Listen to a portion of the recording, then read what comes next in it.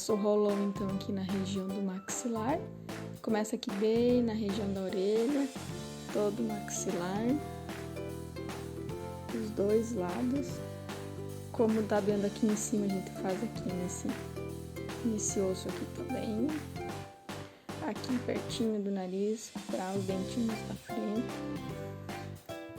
E vai massageando em círculos.